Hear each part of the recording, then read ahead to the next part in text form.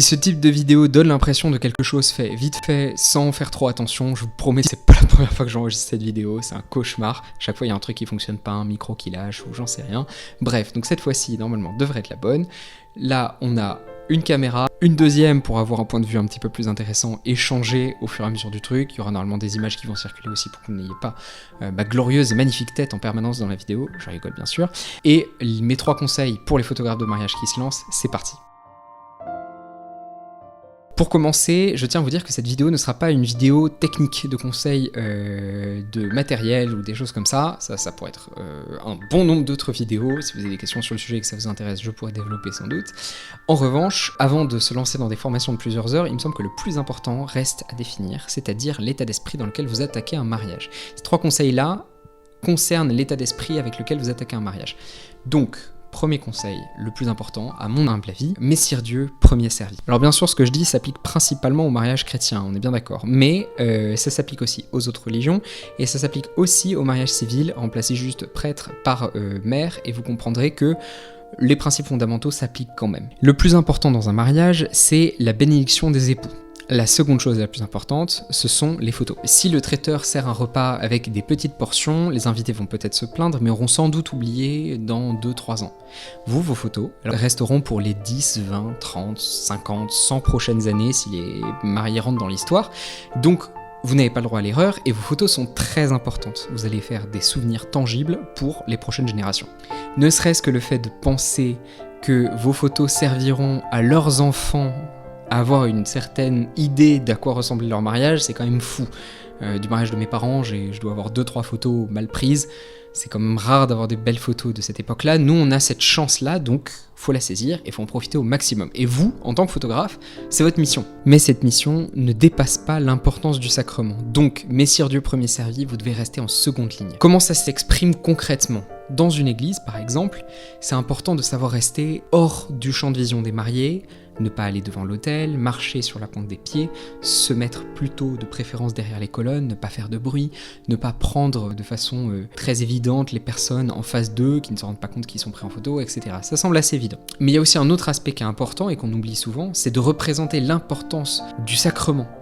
Le sacrement de mariage que vous représentez, c'est important de le mettre en avant. S'il y a une communion, de la prendre en photo. S'il y a toute une messe à la clé, c'est important de les prendre. Le but n'est pas de faire que des photos des mariés, c'est de prendre aussi des photos de ce qu'ils ont vécu et ce qu'ils ont vécu avec leur famille. Et ça, c'est un des moments pivots. Donc c'est important de le mettre en valeur, de le rendre beau. Et en plus, pour une messe, généralement, c'est facile parce que tout est bien symétrique, bien ordonné, bien préparé à l'avance. Donc voilà, votre travail n'en est que facilité. Et il y a aussi un autre aspect qu'on oublie souvent, c'est avant la messe. Beaucoup de photographes sont tentés de transformer ce moment-là de préparatif en un moment de photoshoot pour la famille et les amis parce que c'est plus facile de les réunir. Je comprends l'argument, c'est vrai que c'est tentant. Mais on oublie souvent que c'est un moment pour les mariés, pour se recueillir. Et donc c'est important d'être le plus discret possible à ces moments-là et de réserver les moments de shooting pour les familles et les couples, etc.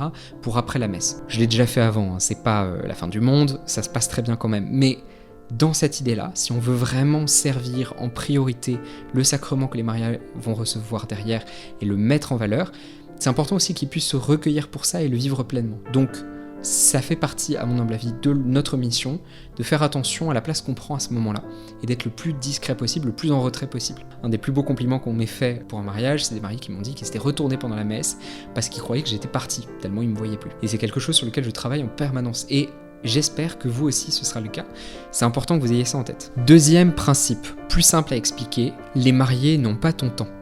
Ça semble dur, ça semble brutal, mais c'est vrai, il faut en être conscient, les mariés n'ont pas ton temps.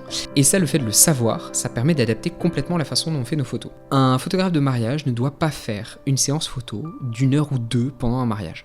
Je sais, il y en a qui le font et qui le font très bien et qui font de très belles photos, c'est pas la question, mais le plus important, c'est qu'ils puissent profiter de la journée. Si on transforme la journée en un photoshoot pour eux et qu'ils ne peuvent pas profiter de leur famille autour, certes ils ont de très belles photos mais ils n'auront pas beaucoup de bons souvenirs. On n'a pas le droit de leur voler ce temps-là.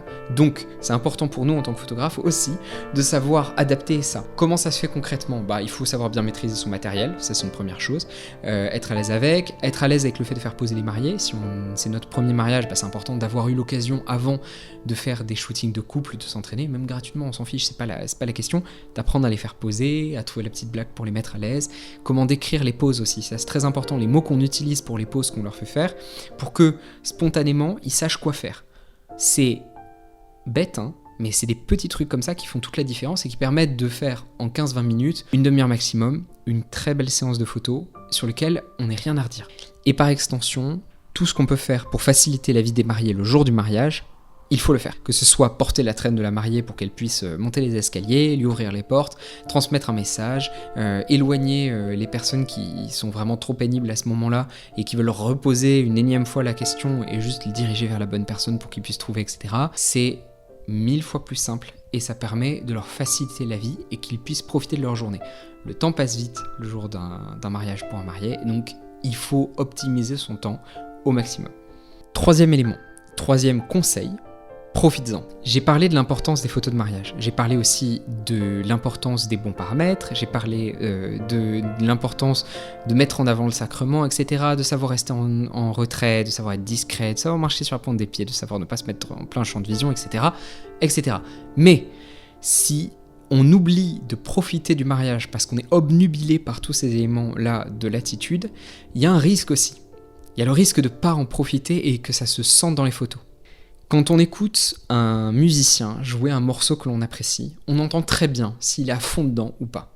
C'est bête, on n'a pas besoin d'être musicien pour, on l'entend, tout le monde. Et c'est pas juste une histoire de rythme ou de style ou de perfection du jeu, c'est quelque chose qui va beaucoup plus loin et c'est indescriptible. Et c'est la même chose pour les photos de mariage. Je vois dans mon travail, il suffit que je sois vraiment dans le truc pour que je vois la différence sur mes photos. Comment est-ce que ça se fait? Alors ça se pilote pas toujours. La plupart du temps, on est naturellement à fond dedans parce qu'on est trop heureux d'être là et que les personnes sont heureuses, qu'on photographie l'amour. Je veux dire, il y a quand même pire comme métier. Mais il y a aussi les jours qui sont un petit peu plus difficiles. Et là, il faut se souvenir que les mariés sont comme nos meilleurs amis.